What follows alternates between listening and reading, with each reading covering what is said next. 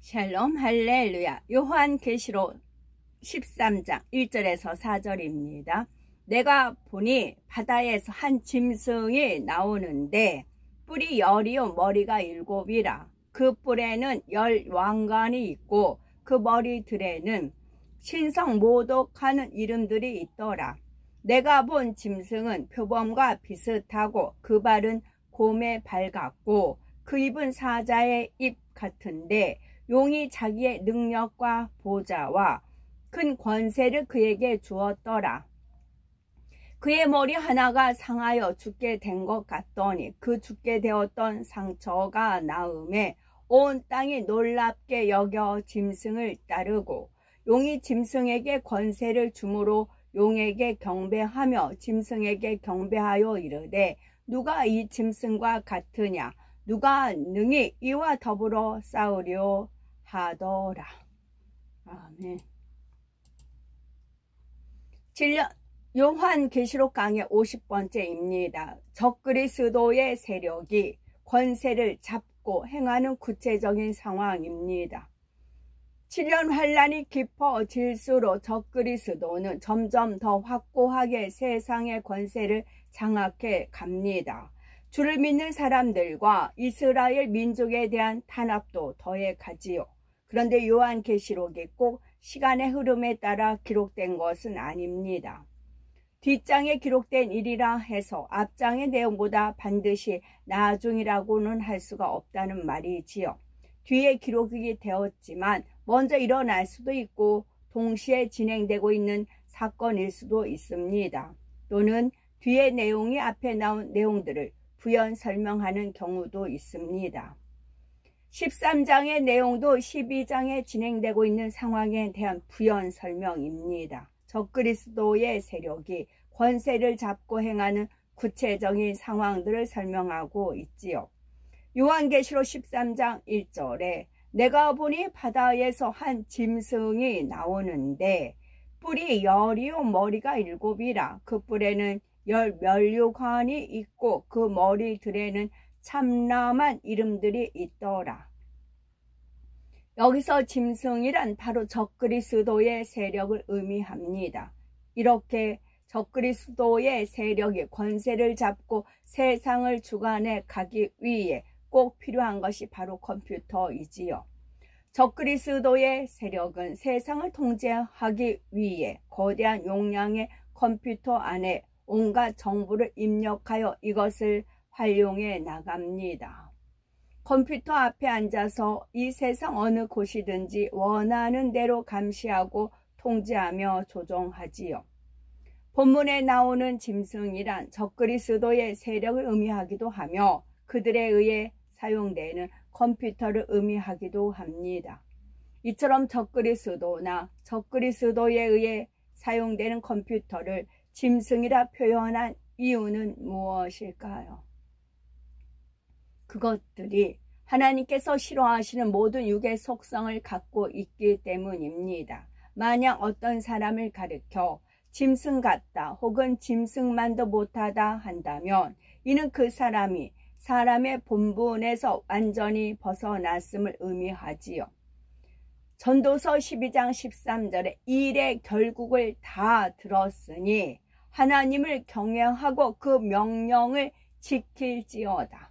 이것이 사람의 본분이니라 했습니다. 이 말씀대로 사람의 본분은 창조주 하나님을 경외하고 말씀을 지켜 행함으로 마음의 선을 이루어 하나님의 형상을 회복하는 것입니다. 그런데 적그리스도는 컴퓨터로 세상을 장악하여 하나님을 크게 대적해 나갑니다. 선과는 반대되는 악에 악을 더해 가지요. 이러한 적그리스도의 세력과 그들의 통제 수단으로 사용되는 컴퓨터를 짐승이라 표현한 것입니다. 이 짐승이 바다에서 나왔다 했습니다. 바다란 세상을 의미하며 그 세상의 열국 백성들을 의미하지요. 짐승이 이러한 바다에서 나왔다는 것은 적그리스도가 열왕과 열국을 지배한다는 의미입니다. 더 나아가 적그리스도의 세력은 세계의 경제권까지도 완전히 장악합니다. 이 세상의 부와 명예와 권세를 한 손에 가지고 있는 막강한 세력이지요.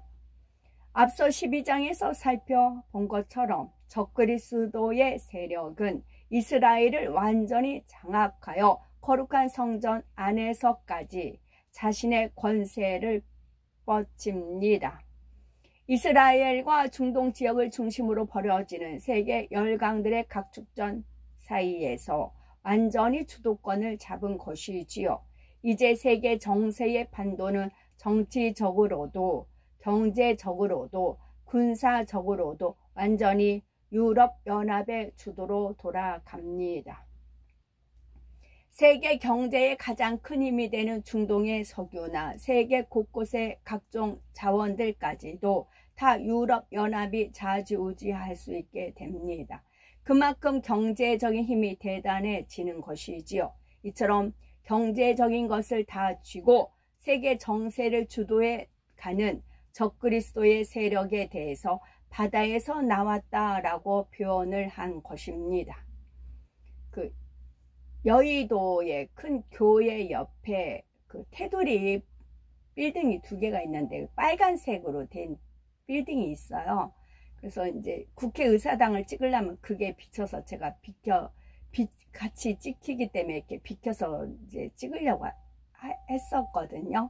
근데 정확하진 않지만 제가 들은 걸로는 그게 통일교에서 세운 빌딩이라고 하더라고요. 그 교회 옆에, 여의도 그 교회 옆에 통일교의 빨간 기둥이 통일교 빌딩이라고 하더라고요. 빨간색 2개가. 그리고 제가 어떤 목사님한테 유튜브상을 들었는데, 유튜브가 아니고 이제 들었네요. 통일교의 하여튼 통일교 누구이죠? 그 셋째 아들이 유럽연합의 어떤 막강한 자리에 앉아 있대요. 지금 현재 막강한 자리에 유럽연합의 기관에 하여튼 통일교 재단의 셋째 아들이 그렇게 그 셋째 아들이 유럽연합에 앉아 있고, 또 여의도에 통일교 빌딩이 크게 자리 잡고 있고 자리매김하는 겁니다. 제가 이제 한강변 가면 63빌딩을 이제 있으면 찍었어요. 그랬더니 666이잖아요. 그러면 제가 99년도에 아버지 하나님의 영을 인도함을 받았습니다. 99년도에 99에 그러면 63 빌딩 하면 63 하면은 6 더하기 3이면 9예요. 그 다음에 제가 내년에 2025년에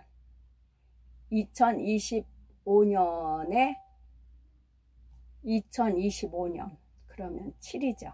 예, 63살이에요. 63살. 그러면 9예요. 99. 그 다음에 만약에 6월 3일 딱 갔다. 6월 3일이다 하면 또 999. 거꾸로 하면 666. 그런 것도 있다라는 것입니다. 이 짐승은 뿔이 10이요 머리가 7이라 했습니다. 이는 유럽연합이 여러 나라들의 연합체인 것을 말합니다. 유럽연합을 주도해 가는 세력이 있고 또 그들을 뒷받침하는 세력이 있지요. 이런 연합체가 하나의 힘을 발휘하려면 각 나라의 머리된 사람들이 힘을 모아줘야 합니다.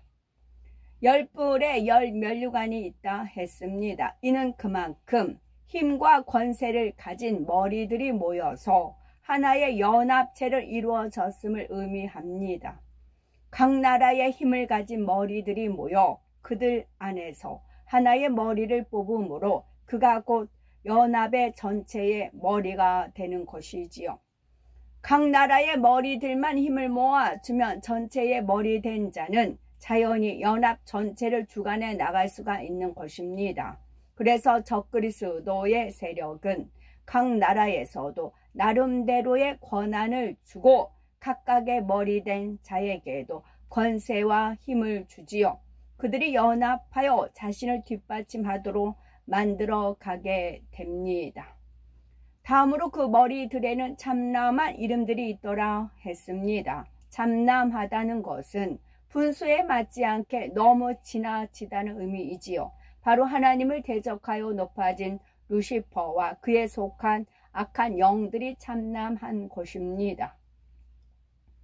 이러한 악한 영들이 사주를 받아 활동하고 있는 적그리스도의 세력과 그들에게 동조하는 모든 자들도 결국은 하나님을 대적하는 참남한 자들입니다. 이러한 참남한 자들에 의해 주도되고 그들에 의해 움직여지는 것이 바로 짐승이라는 사실입니다.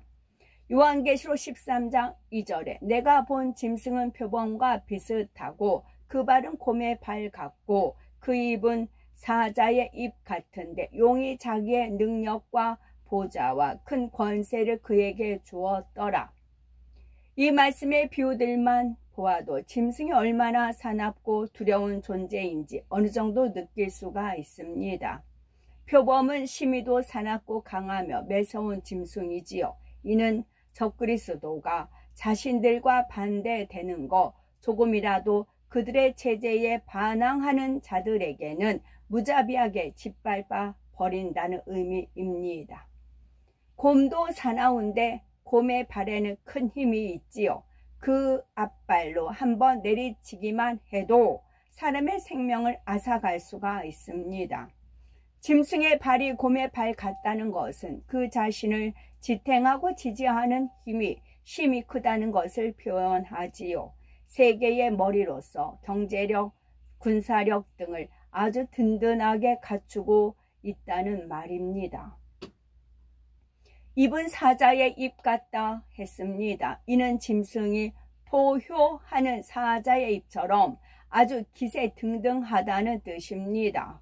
만약 곰의 발과 사자의 입을 가지고 표범같이 살기 등등한 짐승이 실제로 눈앞에 있다면 이 얼마나 두려운 존재이겠습니까? 이러한 적그리스도의 세력은 모든 힘과 권세를 동원하여 하나님을 대적하며 믿는 사람들을 핍박합니다. 이러한 짐승에 대해서 용이 자기의 능력과 보좌와 큰 권세를 그에게 주었더라 했습니다. 여기서 보좌란 존경과 경배를 받는 위치를 말하지요. 보좌에 앉은 사람이라면 그는 지위가 높은 사람이요 다른 사람들의 존경과 섬김을 받는 사람이지요. 용 곧 루시퍼는 하나님처럼 높임받기 위해 하나님을 대적했으며 사람들로부터 경배받는 것을 심히 좋아합니다. 용이 짐승에게도 자신과 같이 경배받을 수 있도록 보좌를 주었다는 말이지요. 짐승 곧 적그리스도의 권세와 컴퓨터의 능력이 너무나 대단하기 때문에 사람들은 그것을 심히 존경하게 되지요. 컴퓨터의 능력을 힘입어 사람이 상상할 수 없는 일들까지 해내는 것을 보면서 사람들은 두려움과 함께 존경까지도 나타내는 것입니다. 짐승의 모든 능력과 권세는 근본적으로 루시퍼에게서 나옵니다. 악한 지혜와 능력을 공급하여 그의 뜻대로 세상을 주도하도록 조종하지요. 7년 환란 중에 사람들은 점점 더 적그리스도와 그들이 통제하는 컴퓨터의 능력에 의지하게 됩니다. 사랑에는 거짓이 없나니, 하나님 말씀이에요. 사랑에는 거짓이 없나니. 이 말씀을 이제 대할 때 사랑에는 거짓이 없나니. 그러면 이제 천상에서 이제 아버지 하나님께서 루시퍼를 이제 예뻐했어요. 너무 아름다운 그런 이제 하나님께서 지혜를 주셨는데, 지혜를 부여를 해주셨는데, 그 아름다운 그 목소리로 청하고 맑고 깨끗한 목소리로 하나님의 빛을 찬양을 합니다. 하나님의 형상을 막 이렇게 아름답게 막 멜로디 해가지고 찬양을 합니다. 악기를 하면서요. 그리고 이제 아버지 하나님께 너무 기쁘니까 이제 온갖 보소로 꾸몄어요. 내가 만든 이제 로봇가 막 나를 경배하고 나를 우러러보고 막 그래요. 너무 신이 나는 거잖아요. 그렇게 하다가 변질이 되잖아요. 그런데 이제 아버지를 사랑한다고 합니다. 찬란하도다 찬란하도다 하면서 막 사랑한다는 고백을 합니다. 그런데 어느 순간에 거기에 거짓이 들어갔어요. 아버지가 그걸 감지를 하죠. 그러다 보니까 사랑에는 거짓이 없나니. 그러면 그 사랑한다는 그 사랑이 참 사랑이 아닌 거지요. 지 이득을 위해서, 지 목적을 위해서, 지 권세를 위해서, 지 권리를 위해서 그렇게 한다는 것이지요. 그래서 사랑엔 거짓이 없나니 이것을 루시퍼로 연결시켜서 다시금 깨우쳐 주시니까 알겠더란 말이죠. 왜 사랑엔 거짓이 없다고 하시는지, 그 거짓이 어디부터 시작이 되었는지. 악의 뿌리가, 거짓의 아비가 원수마귀 사단 마귀잖아요. 그래서 사랑에는 거짓이 없나니 그런 또 깨우침을 주셨죠. 오늘날 문명이 발달하면 할수록 기계 문명은 사람들에게 편리를 더해 줍니다. 그러나 다른 측면에서 보면 사람들이 점점 더 기계에 의존하는 것이 결국은 그것에게 얽매이고 종속된다는 의미이지요. 이러한 문명이 좋게 쓰일 때는 편리하지만 나쁘게 쓰일 때는 너무나 위협적인 것이 됩니다. 쉽게 한 가지 예를 들어서 요즘은 관광서나 기업 여러 단체들이 인터넷으로 연결되어서 업무를 보는 경우가 많죠. 다 그러죠. 그만큼 일 처리가 빠르고 정확해졌지만 반면에 만약 컴퓨터 시스템에 장애가 생기면 많은 기관들이 동시에 업무에 지장을 받습니다. 완전히 업무가 마비되어 버리는 경우도 있습니다. 또한 예전에는 비록 능률은 떨어졌지만 사람의 힘으로 하는 분야들이 있었습니다. 이제는 그런 분야들도 기계 없이는 아무 일도 할 수 없게 된 경우가 많지요. 기계화되고 전산화될수록 편리함은 더해지지만 이는 그러한 기계의 도움 없이는 아무것도 할 수 없는 세상이 되어 간다는 뜻입니다. 사람들은 점점 기계에 의존하게 되고 컴퓨터의 통제력은 날로 커져만 갑니다. 누군가가 컴퓨터망을 완전히 장악해서 자기 마음대로 조정해 나갈 수 있다면 이는 엄청난 권세인 동시에 위협이 될 수가 있습니다. 또 다른 예를 하나 들어보면 요즘 교통카드 쓰죠. 그 중에는 전자칩이 장착되어 있어서 자신의 은행 계좌나 신용카드와 연결이 되어 있습니다. 이런 카드를 사용하면 교통시설을 이용할 때 돈을 내지 않고 나중에 한 번에 요금을 정산하지요. 현금을 가지고 다닐 필요가 없고 매번 돈을 내고 타야 하는 수고로움이 없습니다. 이런 교통카드를 사용한 경우에는 이용한 내역이 자료로 남게 되지요. 그래야 나중에 한 번에 요금을 정산할 수가 있습니다. 이는 다시 말해서 카드를 쓴 사람의 행적이 고스란히 남아있게 된다는 뜻이지요. 몇 월 며칠 몇 시에 어디서 버스를 타고 어디서 내렸는지, 어디서 전철로 갈아타서 어디로 갔는지 이러한 것들을 훤히 알 수가 있습니다. 만약 누군가에 의해서 이러한 자료들이 사람을 감시하는 수단으로 쓰인다면 어떨까요? 물론 오래전부터 이미 이러한 분야에 대해서 우려하는 의견들이 꾸준히 제기되어 왔지요. 그러나 지금의 추세는 점점 더 많은 사람들이 점점 더 많은 분야에서 이러한 문명의 편리함을 이용해 가고 있습니다. 장차 7년 환란 때가 되어서 전 세계의 모든 전상망과 개개인에 대한 자료까지 적그리스도의 손안에 들어간다고 생각해 보십시오. 그들은 마음만 먹으면 무엇이나 할 수 있습니다. 더욱이 그때가 되면 모든 사람들로 하여금 자신들이 통제할 수 있는 장치를 사용하게 합니다. 예를 들어서 모두가 특정한 전자칩을 사용해야만 교통시설을 이용할 수 있다거나 거래를 할 수 있도록 만드는 것이지요. 건물을 들어갈 때도, 심지어는 집에 들어갈 때도, 교통시설을 사용할 때도, 무엇을 할 때도 항상 그것을 사용하게 됩니다. 이것을 사용하는 사람은 하루 24시간 내내 모든 행적을 추적당할 수 있는 거고요. 이미 이러한 시대를 향해서 인류는 계속해서 다가가고 있습니다. 지금은 아주 사소한 것이라 생각하지만 이것을 거꾸로 생각해 보면 이미 아주 사소한 것까지도 다 통제되는 세상이 왔다는 말이 됩니다. 그럼에도 대부분의 사람들은 편리함 때문에 이러한 사실을 크게 느끼지 못하는 것이지요. 설령 느낀다 해도 점점 무뎌지기 때문에 결국은 더 깊이 물들어가게 되는 것입니다. 이처럼 삶 속에서 작은 것 하나까지도 사람들은 점차 기계 문명에 의존하며 스스로 그 통제하에 들어가고 있는 거지요. 만약 누군가가 사람들을 통제하고 다스려 나가기 위해서 이 문명을 장악한다면 그것은 엄청난 권세와 힘이 되는 것입니다. 짐승 용으로부터 이러한 힘과 권세를 받아 누리게 되지요. 결국 666표라는 것도 이런 식으로 사람들의 모든 생활을 통제하고 장악해 나가기 위한 수단입니다. 요한계시록 13장 3절에 그의 머리 하나가 상하게 죽게 된 것 같더니 그 죽게 되었던 상처가 나음에 온 땅이 이상히 여겨 짐승을 따르고 그 머리 중에 하나가 상하고 그로 인해서 죽을 정도의 큰 위기를 맞습니다. 그러다가 상처가 낫고 살아나지요. 이를 본 사람들이 이상히 여기며 짐승을 따르게 됩니다. 이것이 무슨 뜻일까요?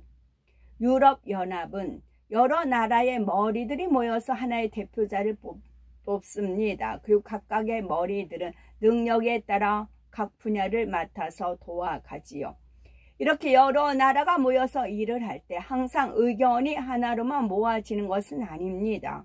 일단 유익이 되니까 하나로 모이기는 하지만 그런 가운데서도 항상 자기 나라에 자기에게 더 유익이 되는 것을 구해 나가지요. 그러다 보니 힘이 비슷한 나라의 머리들 사이에는 견제와 다툼이 일어날 수 있습니다. 가령 가장 큰 힘을 가진 두 나라의 머리가 연합 전체의 머리가 되기 위해서 경쟁을 한다고 합시다. 비슷한 실력으로 경쟁을 했지만 결국은 둘 중에 하나가 머리가 되지요. 나머지 하나는 그 밑에 일을 해야 되니까 이때 마음에 불편함이 있는 것입니다. 전체 머리 된 사람에게 고분고분이 순종해 주지 않고 불평하거나 자꾸 제동을 걸므로 전체 의견이 분열되는 경우가 자꾸 생기지요. 이때 자연히 전체 머리 된 사람은 순종하지 않는 나라의 머리를 견제할 것입니다. 처음에는 말로 해보다가 안 되면 나중에는 힘으로라도 억지로 누르려 하지요. 그러면 결국 굽히고 따라야 합니다. 1대1로 겨루어 보면 승산이 있을 수도 있지만 유럽연합 전체의 머리와 겨룰 수는 없기 때문입니다. 자기 때문에 유럽연합이 분열되었다는 비난을 감수해야 할 뿐만 아니라 유럽연합 전체로부터 외면당할 수도 있는 것입니다. 그래서 마음으로부터 완전히 굽히는 것은 아니지만 겉으로는 다시 화해의 손을 내밀며 굽히지요. 자칫 큰 위기를 맞을 수도 있었던 연합이 다시 제자리를 찾게 됩니다. 더욱 하나된 모습을 과시하며 단합된 힘과 권세를 자랑하지요. 본문에서는 바로 이러한 과정을 가리켜 머리 하나가 상하여 죽게 되었다가 다시 낫고 살아난다 표현한 것입니다. 유럽연합은 자기 유익을 쫓아 하나가 되어가며 큰 힘을 쌓아 나갑니다. 절대적인 경제력과 군사력을 가진 세력으로 성장해 나가지요. 좀 힘이 있는 나라가 자기 유익을 쫓아서 반발하고 잠시 분열되는 것 같아 보이다가도 결국은 자기 유익을 위해 전체로 모아질 수밖에 없는 것입니다. 연합이 분열의 위기에 처한 듯 하다가도 다시금 연합된 힘을 발휘하고 이전처럼 더 강력해지지요.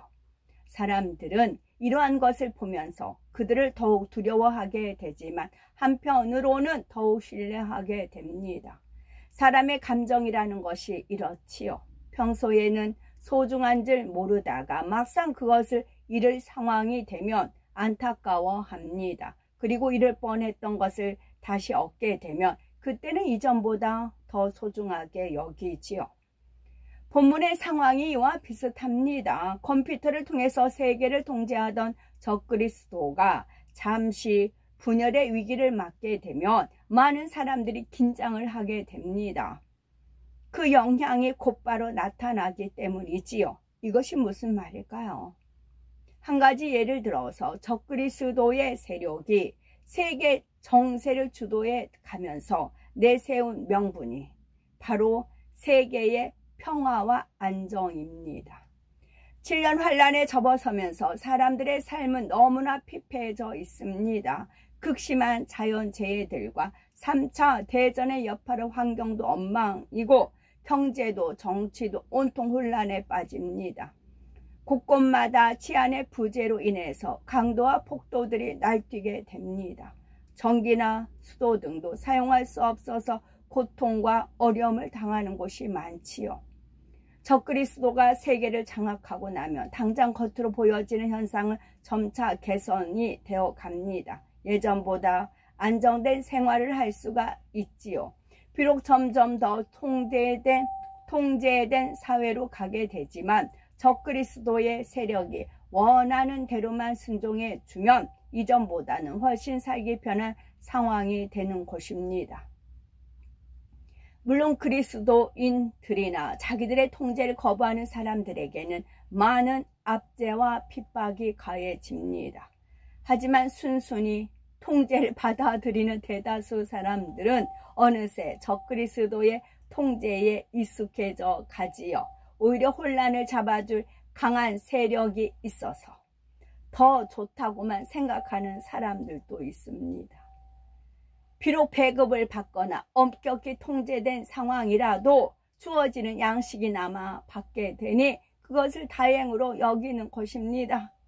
그들의 머릿속에는 적그리스도의 영향이 이미 깊이 세뇌되어 자리 잡고 있는 것입니다.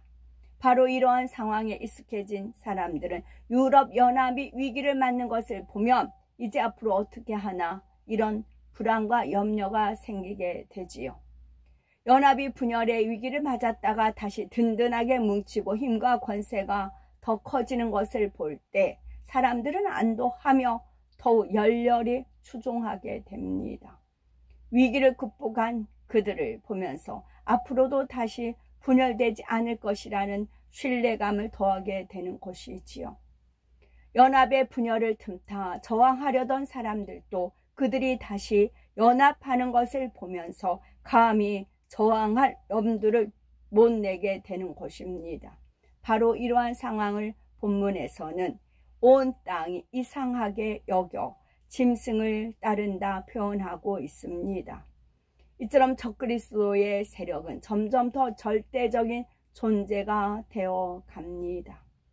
요한계시록 13장 4절에 용이 짐승에게 권세를 주므로 용에게 경배하며 짐승에게 경배하여 가로되 누가 이 짐승과 같으뇨 누가 능히 이로 더불어 싸우리요 하더라. 짐승의 권세가 심히 크므로 능히 더불어 싸울 자가 없다는 것입니다. 짐승이 가진 이 모든 권세는 결국 용이 주는 것이지요. 악한 사람들이 루시퍼의 사주를 받아 짐승으로서의 역할을 해 나가는 것입니다. 사람들이 짐승에게 굴복하며 따르는 것은 결국은 그 힘의 근본이 되는 루시퍼와 용을 경배하는 것과 같다는 사실이지요. 사람들은 이처럼 짐승에게 권세를 준 용에게 경배를 하게 되며 짐승에게도 충성을 내보이며 경배합니다. 이처럼 7년 환란의 후반으로 갈수록 적그리스도의 세력은 더욱 막강한 힘과 권세를 누리며 세상을 주관해 갑니다. 그런 가운데 주를 믿는 사람들은 핍박을 견디며 신랄 같은 마지막 구원의 끈을 잡고자 하지요. 7년 환란 후반에 펼쳐질 적그리스도의 세력의 횡포와 정세가 있는 것입니다. 적그리스도의 세력이 세계 정세의 주도권을 잡아가기 시작할 때 이를 우려하는 사람들도 많습니다. 막강한 힘과 권세를 가진 적그리스도의 세력이 겉으로는 세계의 평화와 안정을 주장하지만 그 힘과 권세가 잘못 사용되면 어떤 끔찍한 결과를 가져올지를 알기 때문입니다.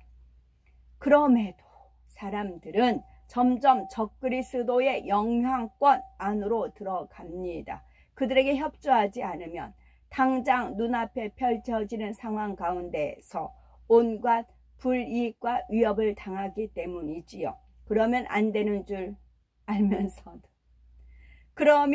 이러면 안 되는 줄 알면서도 사람들은 자기의 유익을 위해 결국 적그리스도의 세력에게 협조해 갑니다.